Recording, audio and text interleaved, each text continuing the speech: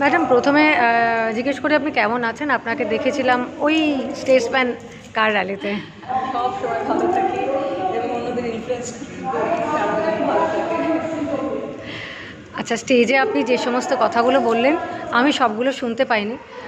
আপনি আমাকে বলুন যে আজকে আপনার এখানে এসে কীরকম লাগছে? খুব ভালো লাগে, কারণ প্রীতম এবং জিতেন্দা এবং দীপক এবং নুপুর সবাই ভীষণ ভালো করে এই কাজটি করছে। So I am always with them. আপনি রামকৃষ্ণ মিশনে দাঁড়িয়ে আপনার যে কটা কথা আমি শুনতে পেলাম আমার খুব ভালো লাগলো। আপনি সেখানে ঈশ্বরের কথা বলেছেন, আপনি যে সবই ঈশ্বরের দান, মানে আমরা কেউই মালিক নই কোনো কিছুরই, আমরা যতই সেগুলো তৈরি করি না কেন। আচ্ছা, আপনি কি এটা সম্পূর্ণ মনে মনে বিশ্বাস করেন? আমি সম্পূর্ণ মনে মনে বিশ্বাস করি, কারণ উনি আছেন একমাত্র। আর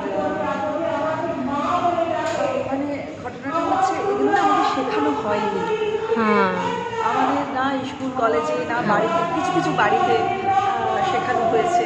কারণ একমাত্র পরমাত্মা ঈশ্বরস্যমিদং সর্বং যৎকিঞ্চ জগত্যাং জগতেন তত্তেন পুঞ্জিতা মাগৃত অর্থাৎ এই ঈশ্বরের বাস আমরা সমস্তটাই, এই যে আমি অডিয়েন্সটা ধরে রয়েছি তার মধ্যে ঈশ্বর আছে, তুমি যে ক্যামেরা ধরে রয়েছে তার মধ্যে ঈশ্বর আছে, ঈশ্বর সর্বত্র।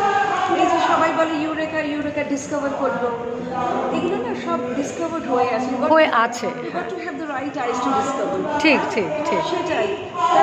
একটা ভগবান আছে তো, এই যে মালিকানা নিয়ে এত যে যুদ্ধ হয়, আমি মালিক আমি মালিক, আসলে মালিক তো ঈশ্বর। হ্যাঁ, তাই না? সবই তো উনিই করাচ্ছে। জানি না বলে এত নিজেদের মধ্যে পরস্পর এত ঝগড়াঝাটি, অশান্তি। এত ঈর্ষা হিংসা।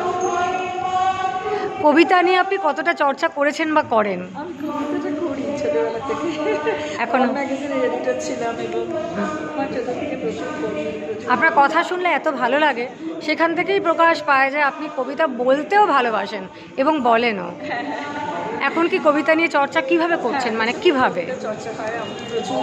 আজকেই যেমন একটা কবিতা আমাকে পাঠাতে হলো, বর্জন রাসেলের আচ্ছা, প্রেরণায় আমি একটা কবিতা লিখেছি, সেইটা আচ্ছা পাঠালাম। আমি এখানে পড়লাম না, আচ্ছা, কিন্তু যাই হোক আপনি আমাকে জাস্ট দুটো লাইন বলবেন, জাস্ট 2 লাইন, আপনার যেহেতু নিজের লেখা।